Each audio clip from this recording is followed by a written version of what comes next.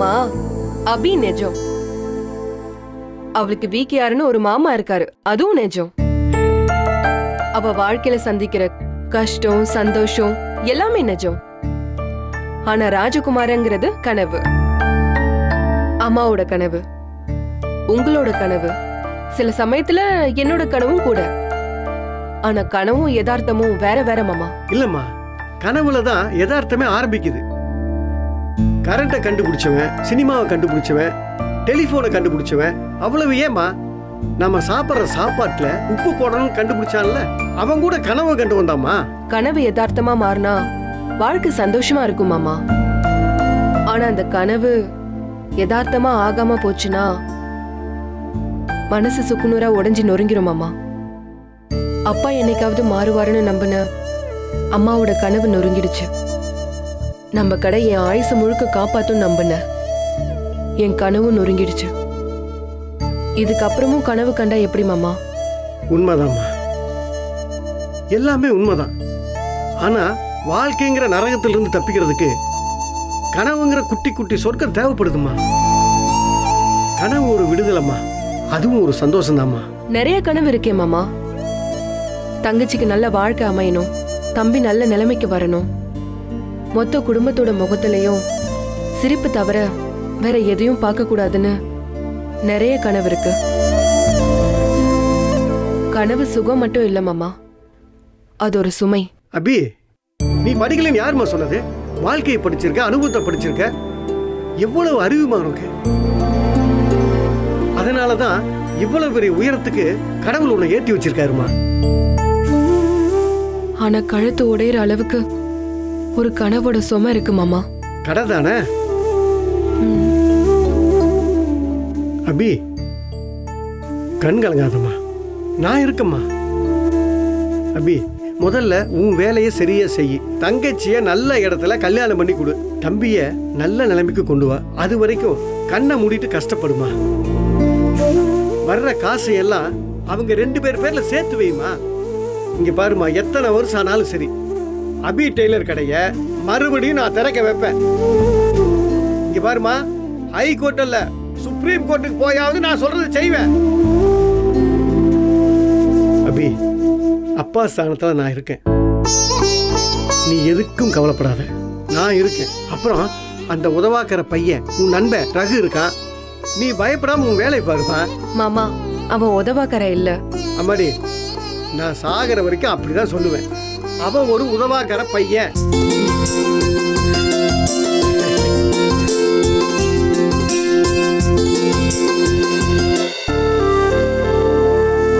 மாமா, கம்பெனி சக்சஸ்ஃபுல்லா போறதுக்கு என்னோட வாழ்த்துக்கள். Thank you.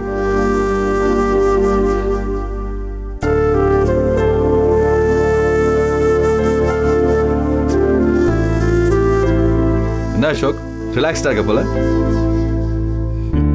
யா, அவனுக்கு தான் இப்போ டென்ஷன் எதுவுமே இல்லையே, அதான் ரிலாக்ஸ்டா இருக்கான்.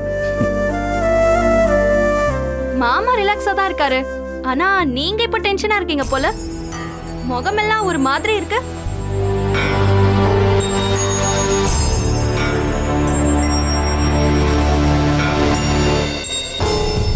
அக்கா, அப்படியா? எனக்கா டென்ஷன்? Any problem? நான் வேணா இந்த வீக்கெண்டில் சுவிட்சர்லாண்டுக்கு டிக்கெட் போட்டுமா? போய் ஒரு 2 வீக்ஸ் ரிலாக்ஸ் ஆகிட்டு வாங்க. என்ன அசோக், கிண்டல் பண்றியா? நான் ஒன்னு சொன்னதுக்கு காரணம் அப்போ உனக்கு இருந்த டென்ஷன். பிரச்சனையை உன்னால ஹேண்டில் பண்ண முடியுமா முடியாதாங்கிற கன்ஃபியூஷன்ல நீ இருந்த. நீ வயசுக்கு மீறின பர்டனை சுமக்க வேண்டாங்கிறதுக்காக தான். இப்ப மாமா கூட அப்படிதான் அண்ணி, அக்கா எதுவும் மனசு கஷ்டப்படக்கூடாதுன்னு சொல்லி ரிலாக்ஸ் ஆகட்டும்னு ஃபீல் பண்ணி சொல்றாரு. Shut up.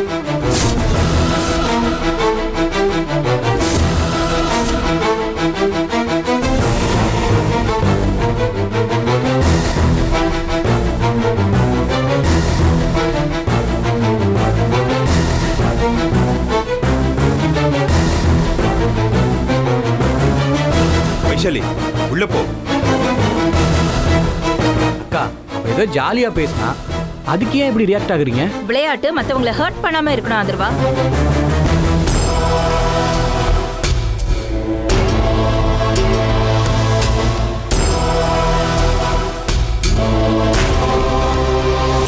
அக்கா நியாயமா நான் சொன்னதுக்கு வேணா நீ கோவப்படலாம், பட் நானும் சீரியஸாலாம் சொல்லலை, ஜஸ்ட் கிண்டலாக தான் சொன்னேன். அசோக், ஆனா நீ சொன்னது தப்பா சொன்ன டோன்ல இருந்தது, அதான் பிரச்சனை. ஜெகன், எனக்கும் என் தம்பிக்கும் நடுவுல நீங்க வராதீங்க. அவன் என்னை கிண்டல் பண்ணட்டும், சண்டை போடட்டும். சண்டையா? அக்கா கிண்டலும் வேணாம் சண்டையும் வேணாம், நான் பேசினதுக்கு வேணா சாரி. Okay cool. பதிலுக்கு நான் சாரி கேட்கணுமா? அனாமிகா, ஒரு சாதாரண விஷயத்துக்கு இவ்வளவு ரியாக்ட் பண்ற? அப்ப என்ன முட்டாள்னு சொல்ல வரீங்களா? ஆமா நீங்க போங்க, அக்கா ஏதோ அப்செட்ல இருக்காங்க, நான் பேசிக்கிறேன். வா போலாம்.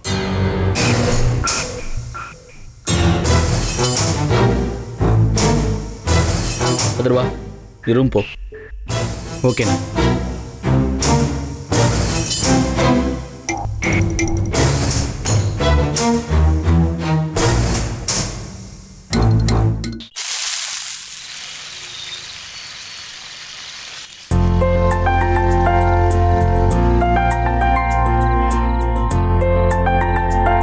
நல்லா இருக்குல்ல?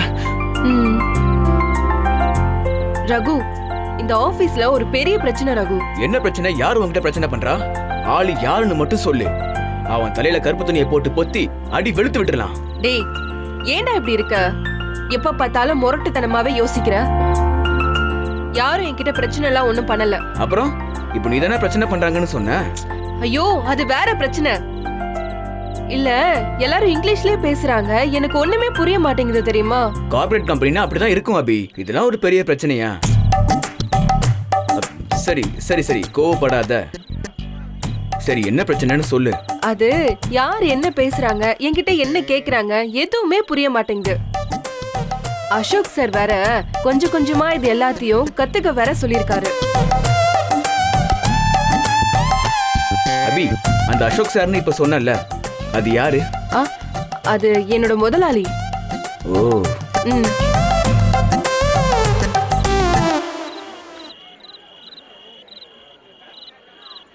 ரகு, எனக்கு ஒரு உதவி பண்றியா? சொல்லு அபி. அது நீதான் நல்லா இங்கிலீஷ் பேசுவல்ல, எனக்கும் கொஞ்சம் இங்கிலீஷ் கத்து கொடுக்கறியா? அவ்வளவுதானே, கத்து கொடுத்துட்டா போச்சு. நீ என்ன பண்ற? டெய்லியும் ஆபீஸ் முடிஞ்சதும் ஒரு 2 மணி நேரம், அவ்வளவு கூட வேண்டாம், ஒரு அரை மணி நேரம் நாம 2 பேரும் இங்கிலீஷ்லயே பேசணும்னு வச்சுக்குவேன். இங்கிலீஷ் ஃப்ளூயண்டா வந்துடும். ஐயோ, டெய்லியுமா? ஆமா. அது என்னால முடியவே முடியாது ரகு. அது சில சமயம் வேலை முடியறதுக்கு 10 மணி கூட ஆகும். வாரத்துக்கு ஒரு வாட்டி வேணா உன்னை வந்து பாக்குறேன். நம்ம 1 மணி நேரம் கூட பேசலாம், சரியா? ரகு, இங்கிலீஷ் சொல்லி தரியா? ஷியோர் அபி. ஷியோர்னா கண்டிப்பா கத்து தரேன்னு அர்த்தம். பாத்தியா, உனக்கு இப்பவே இங்கிலீஷ் டியூஷன் ஸ்டார்ட் பண்ணியாச்சு. அபி, your smile is good. என்னடா சொல்ற? நீ சிரிக்கிறது அழகா நல்லா இருக்குன்னு சொன்ன. இத பாரு, இப்ப நான் சொன்னதுல உனக்கு எதெல்லாம் புரியுற மாதிரி இருக்குது? யுவர் அப்புறம் குட், இதான் புரிஞ்சுது. இந்த ஸ்கூல்ல கூட டீச்சர் கூட சொல்வாங்களே. அப்புறம் ஆபீஸ்ல அசோக் சார் கூட 2-3 வாட்டி சொல்லிருக்காரு. எனக்கு குட்னா தெரியும். அவ்வளவுதான் அபி, இங்கிலீஷ் ஈஸி தான். நீ என்ன பண்ற? ஆபீஸ்ல டெய்லி உன்கிட்ட பேசுறாங்கல்ல, அவங்க என்ன பேசுறாங்களோ அதுல இந்த மாதிரி புரியுற வார்த்தைகள் இருந்தா நீ நோட்ஸ்ல எழுதி வச்சுக்கோ.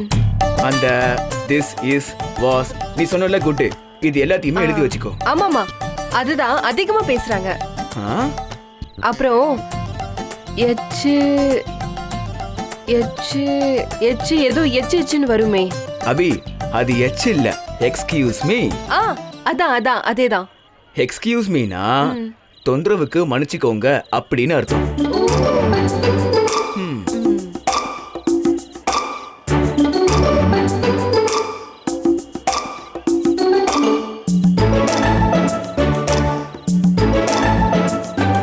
சரியா? அவ்வளவுதான் அபி இங்கிலீஷ். ரகு இருக்க பயமேன். கவலையே படாத, கண்டிப்பா உன்னை கடைசி வரைக்கும் பார்த்துப்பேன் அபி.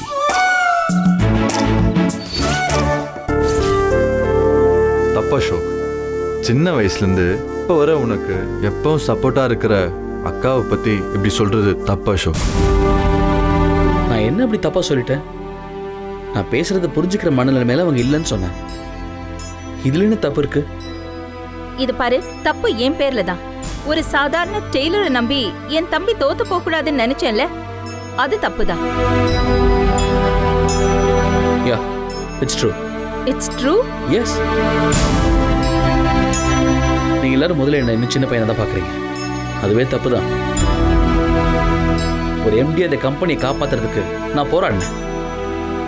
அது என்னால் முடியவே முடியாதுன்னு நீங்க நம்பினா பரவாயில்ல, என்னையே நம்ப வைக்க ட்ரை பண்ணீங்கல்ல, அது தப்பு. இப்போ என்ன காச்சு? நீங்க சொன்ன அந்த சாதாரண டெய்லர் சீஃப் டிசைனர் ஒர்க் பண்றதுக்கு நம்ம போர்டு மெம்பர்ஸ் எல்லாருமே சப்போர்ட் பண்ணிட்டாங்க. அதனால எல்லாம் சரியா நடந்துருமா? A tailor is always a tailor. That's it. அக்கா, நம்ம லட்சக்கணக்கில் பே பண்ணி என்னதான் நம்ம டிசைன் பண்ணாலும் அந்த ப்ராடக்டை சக்ஸஸ்ஃபுல் பிஸ்னஸை மாற்ற போகிறது ஒரு டெய்லர் தான்க்கா. டிசைனிங்ன்றது வெறும் ட்ரீம் தான். அந்த ட்ரீமை அழகாக காட்டுறதுக்கு ஒரு டெய்லர் தான் வேணும். கனவு இல்லாம எந்த ஒரு நிஜமும் வராது. அஃப்கோர்ஸ்க்கா, அதனால தான் சரியான ட்ரீமை ரியலாக மாற்றுற ஒரு டெய்லரை கண்டுபிடிச்சிருக்கேன். ஆஃப்டர் ஆல் ஒரு டெய்லர் அவளை நம்பி க்ரோஸ் அண்ட் க்ரோஸ் பிசினஸ்ல இன்வெஸ்ட் பண்ண போறேன்னு என்கிட்டயே சண்டை போடுறல. போடுவேன்க்கா. மறுபடியும் என் டிசிஷனை தப்புன்னு சொன்னா நான் சண்டை போட தான் செய்வேன். Because this is my ground. அதில் வெளியே நின்று கை தட்ட வேண்டியவங்க என்னை ஓடவே விடாம காயப்படுத்தினா நான் நிச்சயமா சண்டை போட தான் செய்வேன். நான் வெளியில நின்று கை தட்ட வேண்டியவளா? This is our company. No, this is my company.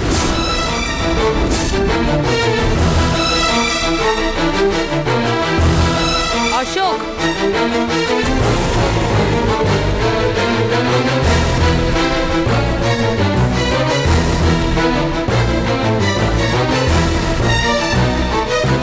Ashok, என்ன பழக்கம் அது? ஏன் இவ்வளவு சத்தமா பேசுற? அனாமிகா, என்ன பிரச்சனை? அப்படிங்கிற யாரோ ஒரு டெய்லர் பொண்ணுக்காக நம்மள குறை சொல்லிட்டு இருக்காமா? நான் உங்களை குறை சொல்லல, என்ன குழந்தையா பார்க்காதீங்கன்னு தான் சொல்றேன். சும்மா அபி டெய்லர், ஆஃப்டர் ஆல் டெய்லர், அவளுக்கு ஒண்ணுமே தெரியாதுன்னு சொல்றப்போ அந்த டிசைனர் கம் டெய்லரை சூஸ் பண்ண எனக்கு ஒன்றும் தெரியாதுன்னு அர்த்தம்.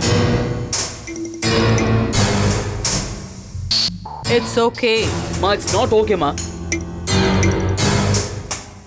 முதல்ல அக்காவை இந்த சின்ன பையமா ட்ரீட் பண்றது நிறுத்த சொல்லுங்க. ஓகே அசோக், அப்புறமா பேசிக்கலாம். Go and take rest. Mom, முதல்ல அபிக்காக வீட்ல இருக்கிற நம்ம கிட்ட சண்டை போடுறது தப்புன்னு சொல்லுங்க. அக்கா, நான் சண்டை போடல. என் பக்கம் இருக்க நியாயம் என்னவோ அதை தான் நான் பேசிட்டு இருக்கேன். கத்தி பேசினா மட்டும் எதுவும் நியாயமாயிடாது. அப்போ அமைதியா பேசினா மட்டும் அநியாயம் எல்லாம் நியாயமா மாறிடுமா? ஷட் அப்.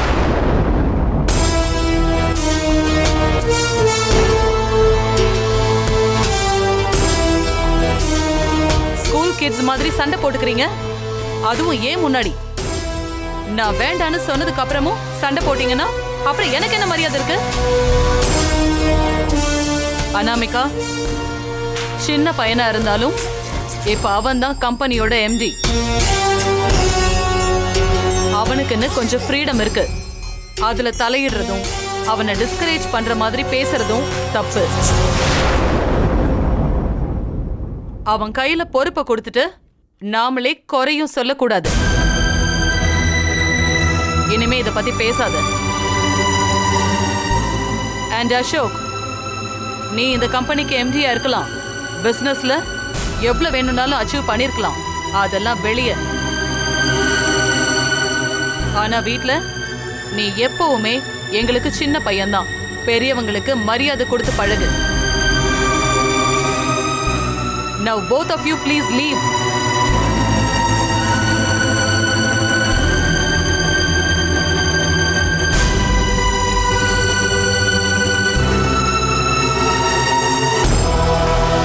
ஜெகன், அன்னைக்கு என்கிட்ட ஒன்னு சொன்னேன்ல, என்ன பேபி?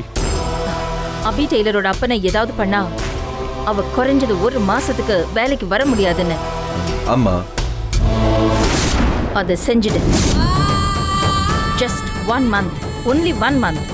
அவ கம்பெனிக்கே வரக்கூடாது. அதுக்குள்ள அசோக எம்டி சேர்ல இருந்து இறக்குற வேலைய நான் பாத்துக்கிறேன். Okay baby. ஆக்சிடென்ட் பண்றேன்னு சொதப்புன மாதிரி இதையும் சொதப்பாத. அவளோட அப்பாவை மட்டும் எய்ம் பண்ணிட்டு அதை முடிச்சிடு. Okay baby. நானே நினைச்சா கூட என்ன நல்லவளா இருக்க விட மாட்டாங்க போல இருக்கு.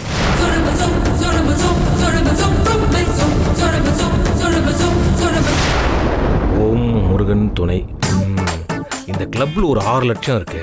இது வந்து மாசம் 5000 ரூபாய் நம்ம கட்டிட்டோம்னா மாசம் 10,000 ரூபாவை கட்டிடணும். சீக்கிரம் முடிஞ்சிடும். கிளப் இல் 6 லட்சம். அப்புறம் வேற என்ன இருக்கு? சிப்ஸு 2500 ரூபா. ஆஃப் பாயில் 6000 ரூபாய்க்கு வாங்கியிருக்கேன். என்னப்பா பண்றீங்க? பொறுப்பா கணக்கு எழுதிட்டு இருக்கோமா.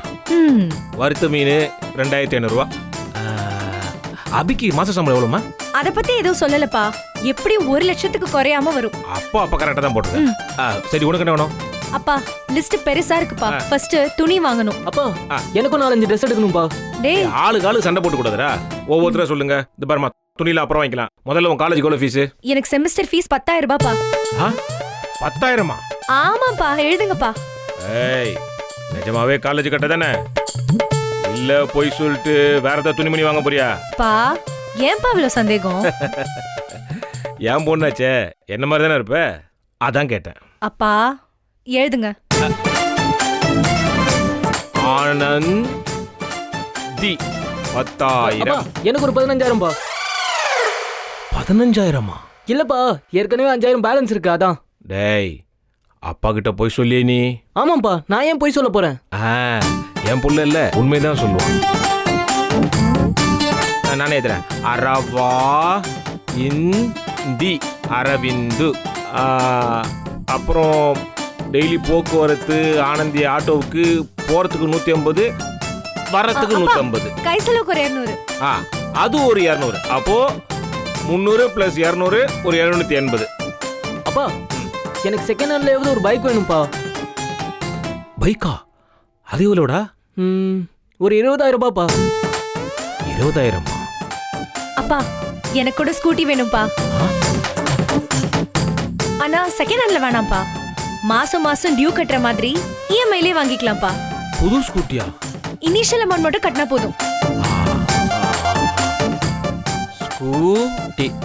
அப்பா, எனக்கும் ஒரு புது பைக்காவே வாங்கிடலாமேப்பா. அப்பதான்ப்பா பிக்கப் நல்லா இருக்கும். என்னடா ஏத்திட்டே போற?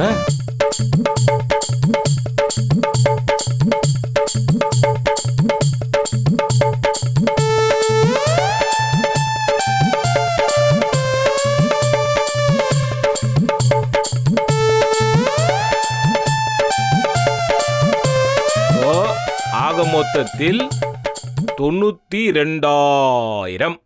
வாமா அபி, என்ன பண்ண நீட்டா இருக்க? நல்ல நெய்ய தூக்கல விட்டு 2 தோசை அட்டகாசமா கொண்டு வா. போமா. வேண்டாம் ஆனந்தி. தோசை வேண்டாமா? அப்ப சப்பாத்தி பண்ணி தரவா? இல்ல எனக்கு சாப்பாடே வேண்டாம். நான் வர வழியில சாப்பிட்டேன். என்னது, வர வழியில சாப்பிட்டியா?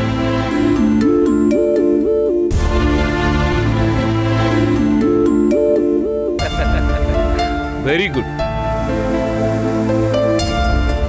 ஆஃபீஸ் போயிட்டு வரவங்க உடம்ப கரெக்டா பார்த்துக்கணும். பசி எடுக்கும்போது கரெக்டா சாப்பிட்டா தான் உடம்பு நல்லா இருக்கும். நம்ம உடம்ப நம்ம தானமா பார்த்துக்கணும். புரியுதாமா? சரிம்மா, அப்ப நீ ரெஸ்ட் எடுப்போம்.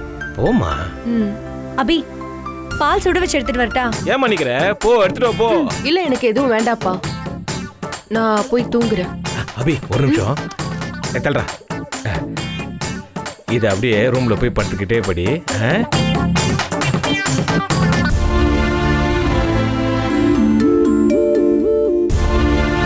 என்னப்பா அது?